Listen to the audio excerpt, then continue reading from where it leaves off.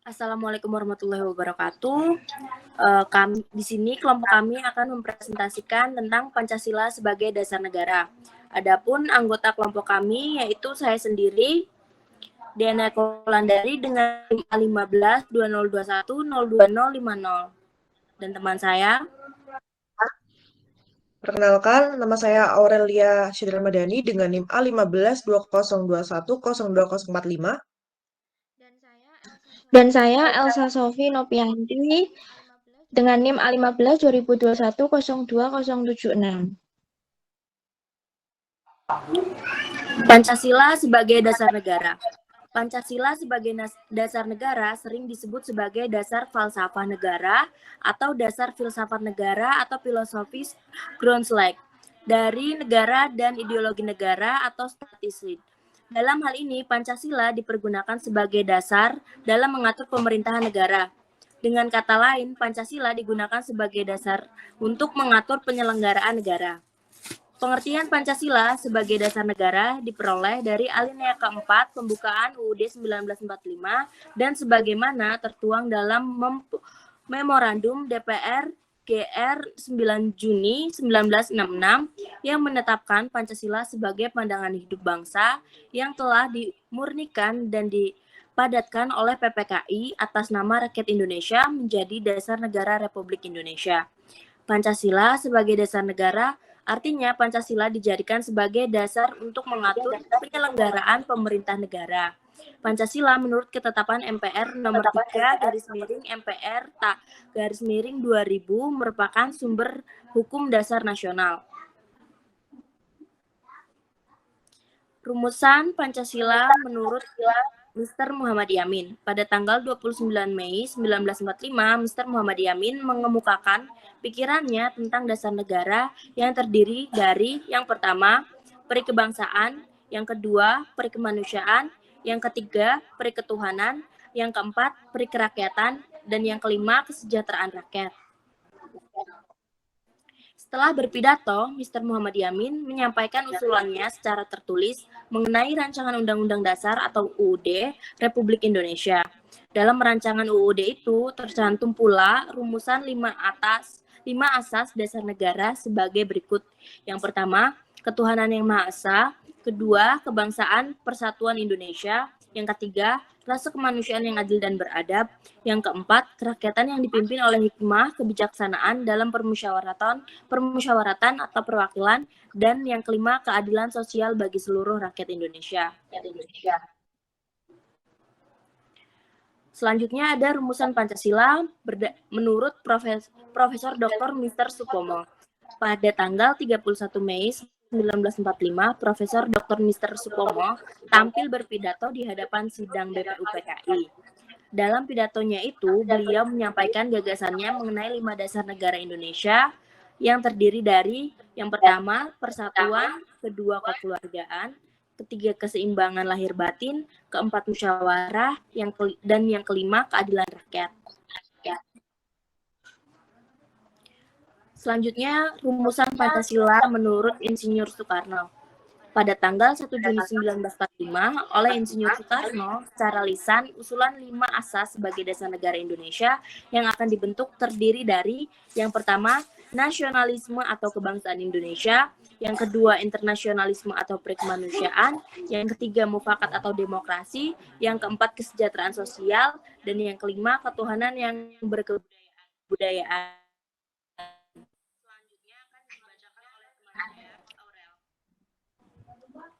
Selanjutnya akan dibacakan oleh saya, Aurel.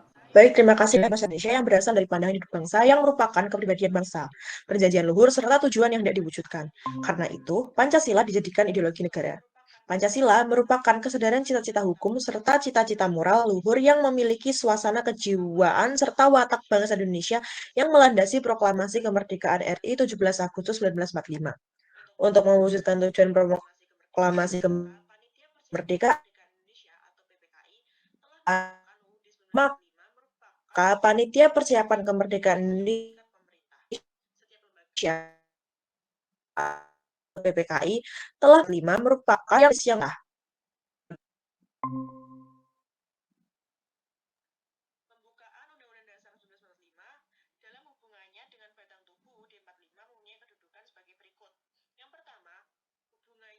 Pembukaan Undang-Undang Dasar 1945 dalam hubungannya dengan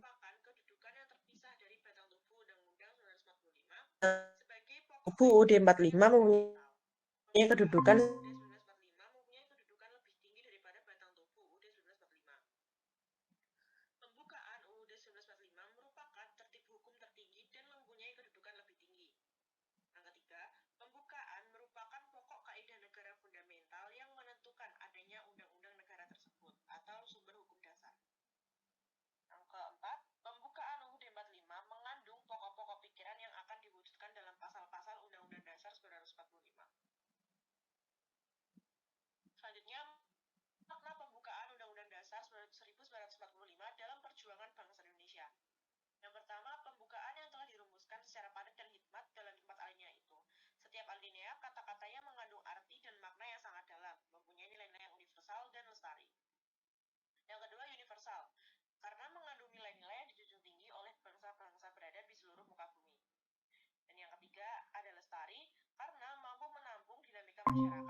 menjadi landasan perjuangan bangsa dan negara selama bangsa Indonesia tetap setia kepada negara proklamasi 17 Agustus 1945.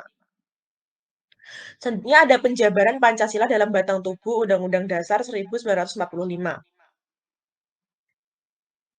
Makna-makna yang terkandung dalam Pancasila, dari kelima sila yang pertama ada ketuhanan yang Maha Esa. Lambang sila pertama adalah bintang. Bintang dimaksudkan sebagai sebuah cahaya, mengandung makna nur yang artinya cahaya. Bintangnya memiliki 5 sudut, maksudnya untuk menerangi dasar negara yang 5 dan tujuan negara yang 5. Sedangkan warna hitam melambangkan warna alam atau warna asli.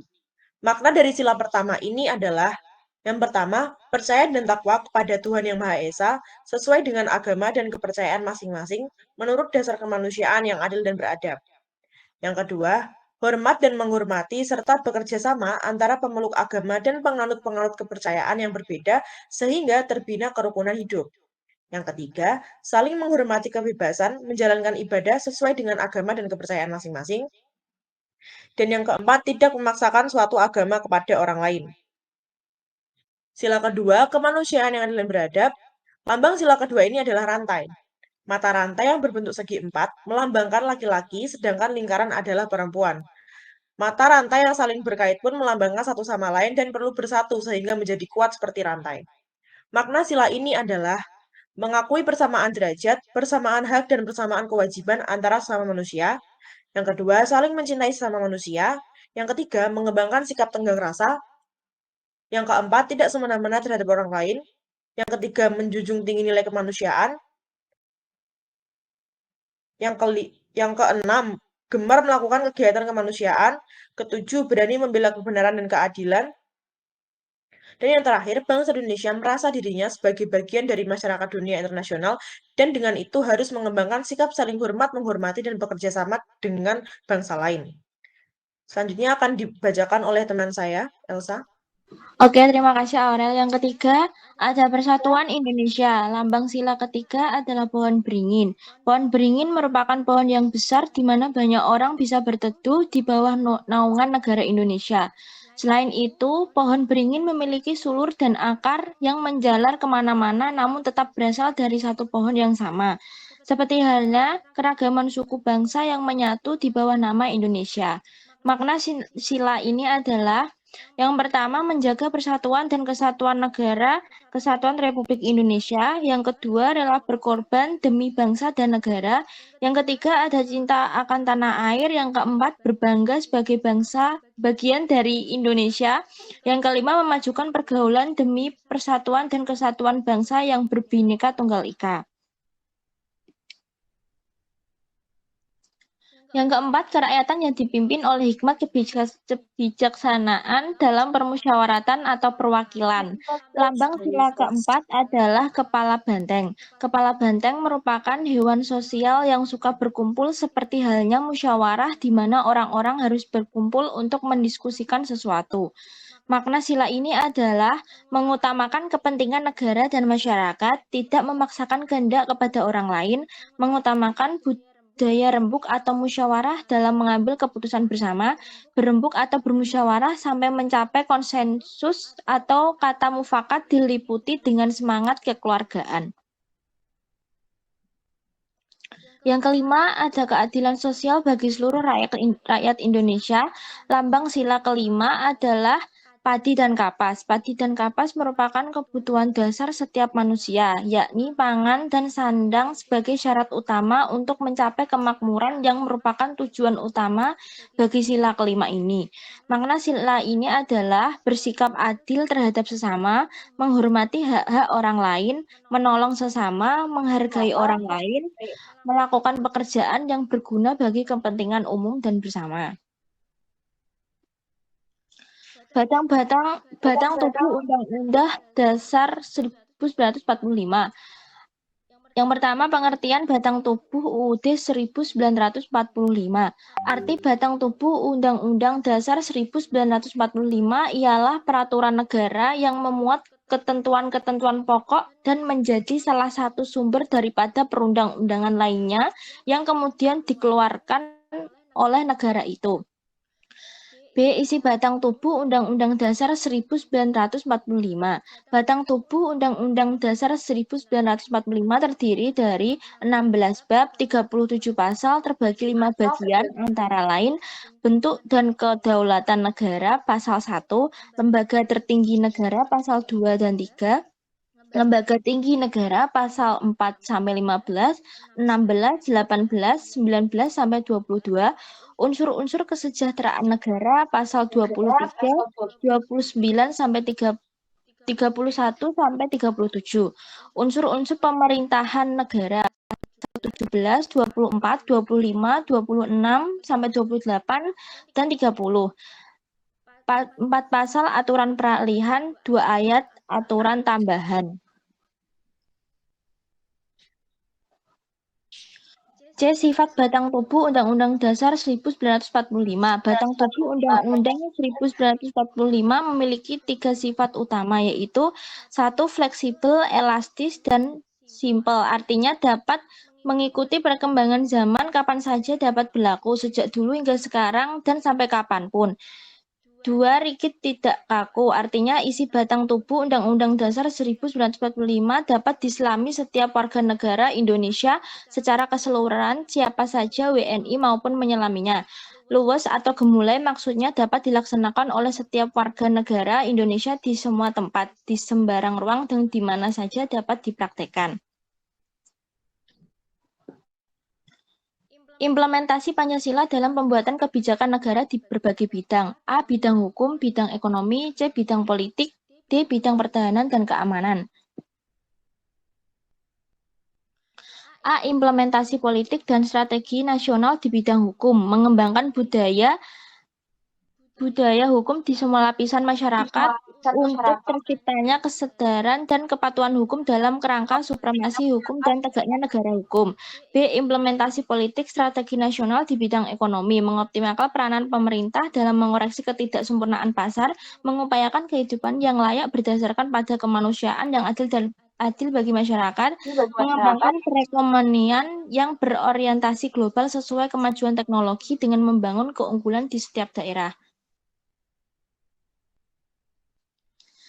C. Implementasi politik strategi nasional di bidang politik, memasyarakatkan dan menerapkan prinsip persamaan dan anti-diskriminatif dalam kehidupan bermasyarakat, berbangsa, dan bernegara, membangun bangsa dan watak bangsa atau nasional character building menuju bangsa dan masyarakat Indonesia yang maju, bersatu, rukun, damai, demokratis, dinamis, toleran, sejahtera, adil, dan makmur. D. Implementasi politik strategi nasional di bidang pertahanan dan keamanan, meningkatkan kualitas profesionalisme Tentara Nasional Indonesia, meningkatkan rasio kekuatan komponen utama, dan mengembangkan kekuatan pertahanan keamanan negara ke wilayah yang didukung oleh sarana prasarana dan anggaran yang memadai, memperluas dan meningkatkan kualitas kerja sama bilateral bidang pertahanan dan keamanan dalam rangka memelihara stabilitas keamanan regional dan berpartisipasi dalam upaya pemeliharaan perdamaian dunia.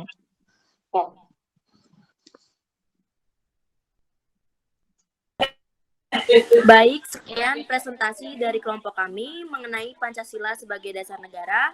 Kurang lebihnya kelompok kami mohon maaf. Terima kasih dan wassalamualaikum warahmatullahi wabarakatuh. Waalaikumsalam warahmatullahi wabarakatuh.